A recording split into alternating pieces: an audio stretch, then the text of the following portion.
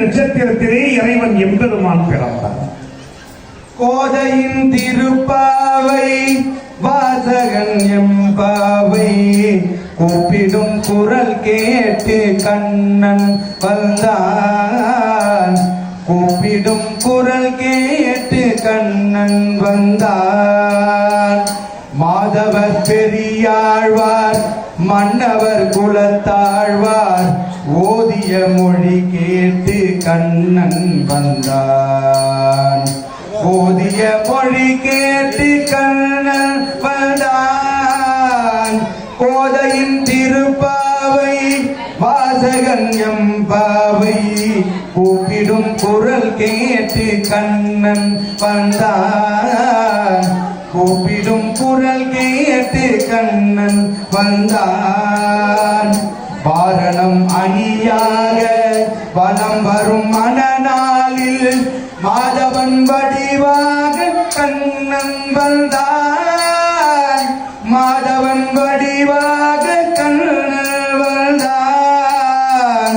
மார்கழி பனி நாளில் மங்கையர் இளம் தோளில் கார்குழல் வடிவாக கண்ணன் வந்தான்.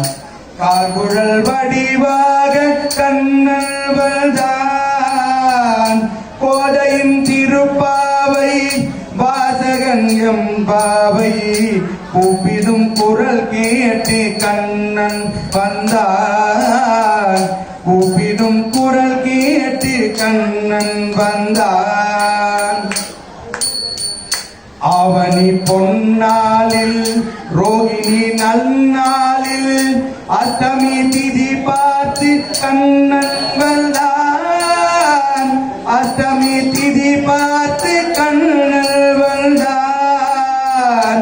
அந்தியில் இடம் மாறி சந்தியில் முகம் மாறி சிந்தையில் சிலையாக கண்ணன் வந்தான்.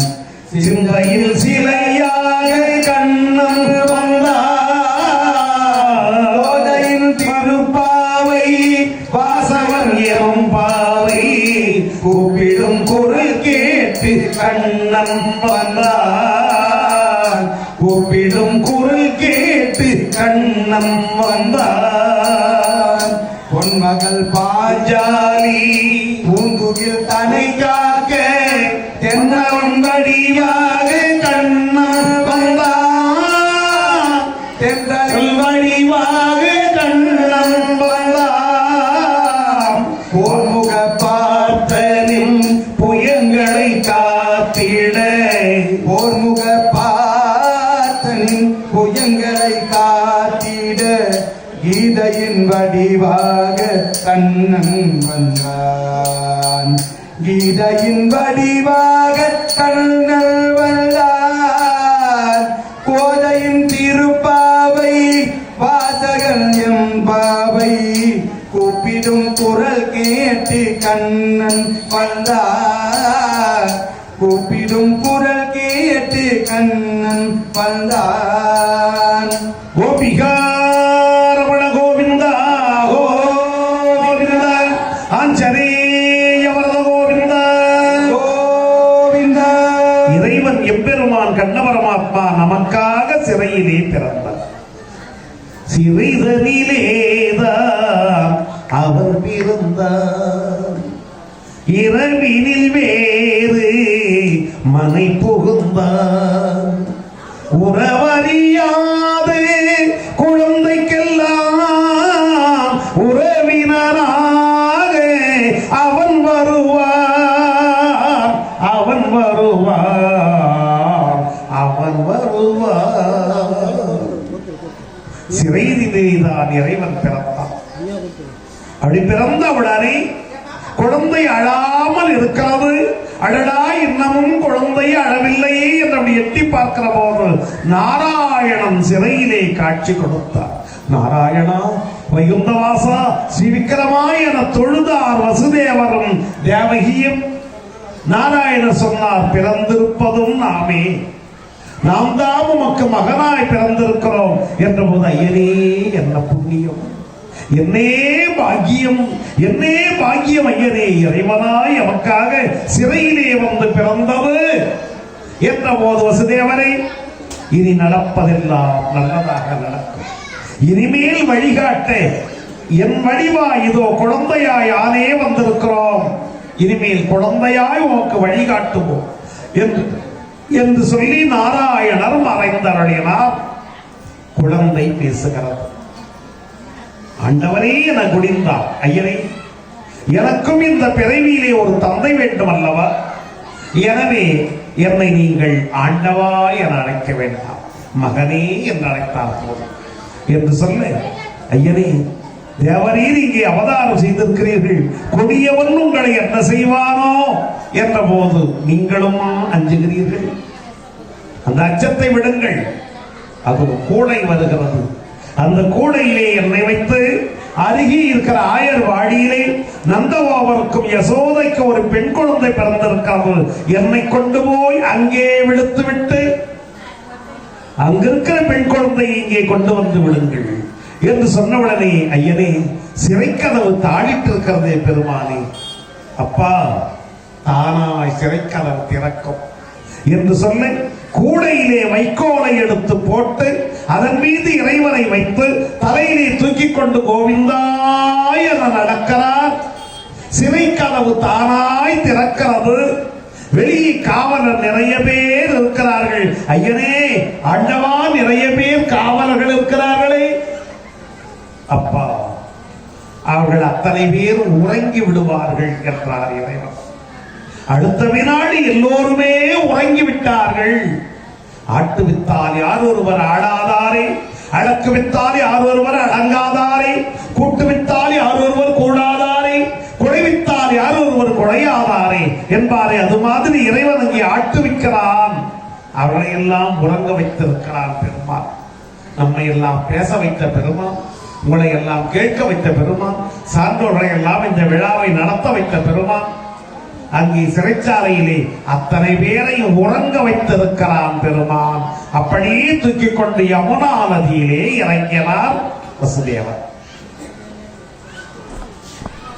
அருகே பெண் குழந்தை படுக்க வைத்தவுடனே வீறிட்டு அழுகிறது குழந்தை, குரல் கொடுத்து அழுகிறது. அப்படி அழுகிற போது உறங்கிக் கொண்டிருந்தவர் எல்லாம் விழித்துக் கொண்டார்கள். ஓடி போய் கம்சனுக்கு செய்தி சொன்னார்கள். அப்படியா, என் எதிரியானே வைரியானே 8வது மகன் பிறந்து விட்டாரோ, கொன்று முடிக்கிறேன் என்று விரைந்து வந்தான். தேவகி, கொடு அந்த குழந்தை. அண்ணா, பெண் குழந்தை அண்ணா, இவள் உங்களுக்கு மருமகள் அண்ணா, வேண்டாம் கொல்லாதீர்கள் என்ற போது, என்ன பகையிலே பெண் என்ன ஆண் என்ன வேண்டி கிடக்கிறது, கொடிப்படி என்ற அந்த குழந்தை அப்படி பிடிக்கிறான். கரத்தே இருந்து அபகரித்தான். எடுத்துக்கொண்டு வெளியே வருகிறார். தேவகி அழுகிறாள், வசுதேவர் அழுகிறார்.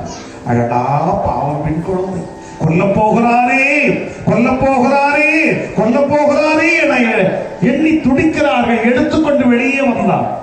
ஏ யாதவர்களே, எதுவ சிகாமணிகளே, என்னை கொல்ல வந்த எதிரியை பகையை நான் எப்படி முடிக்கிறேன் என்று பாருங்கள், எல்லோரும் என்னோடு வாருங்கள் என்று அழைத்துக் கொண்டு ஒரு வட்டப்பாறை அதன் மீது வந்து நின்றார். வீசுகிறேன், இந்த குழந்தை தூக்கி வீசுகிறேன், மேலே சென்று திரும்பி கீழே விழும், வாளை குறுக்கே நீட்டுவேன். வாளின் மேல் விழுந்து குழந்தை 2 துண்டாக போவான் என சொல்லி அப்படி மேலே வீசுகிறான். அப்படி 2 காலை பிடித்து, அம்மையாருடைய 2 காலை பிடித்து மேலே வீசினான். அப்படி வீசுகிற போது அந்த அம்மையார், அந்த குழந்தையானது மாயா சக்தியானவள் இடது காலாலே கம்சன் தோளிலே எட்டி உதைத்தாள். உதைத்து வீர மேலே போகிறாள். அப்படி மேலே போகிறாள். அப்படி உதைத்த உதை குழந்தையா உதைக்கிறது என்று எண்ணி அப்படி நிமிர்ந்து பார்க்கிறான். அங்கு குழந்தை இல்லை, மாயாசக்தி நிற்கிறாள். 8 சிரங்கள் 16 கரங்கள், நீட்டிய நா, கபால மாலை, கையிலே சூலம், மேலே நிற்கிறாள் கம்சனே. நொடிக்குள் உன்னை நான் முடிப்பேன். ஏன் விட்டு விட்டு போகிறேன் தெரியுமா? என் காலை பிடித்து வீசினாய், என் காலை பிடித்தாய், அதனால் நான் உன்னை கொல்லலை. என் பாதம் பிடித்தாய், அதனால் உன்னை நான் கொல்லவில்லை. இன்னொன்று, உன்னை கொல்வதற்காகவே என்னுடைய அண்ணனாகிய இறைவன் நாராயணன் கண்ணன் ஆயர்பாடியிலே வளர்கிறான். அவன் உன்னை கொல்வான். ஆயர்பாடியில் இருக்கிறான், நந்தகோபனுடைய மாளிகையிலே இருக்கிறான், யசோதை புத்திரனாக இருக்கிறான். அவன் உன்னை வந்து கொல்வான் என சொல்லிவிட்டு அன்னை மறைந்தாள். இந்த சக்தியானவள் வந்தாள். இந்த பெரிய வடிவத்தை எல்லோரும் பார்க்கிறார்கள். இந்த வட்ட பாறையினுடைய சுற்றி இருக்கிற அத்தனை பேரும் பார்க்கிறார்கள். ஆஹா, சக்தி வந்தாள் என்று எண்ணுகிறார்கள். அன்னையே சக்தியே,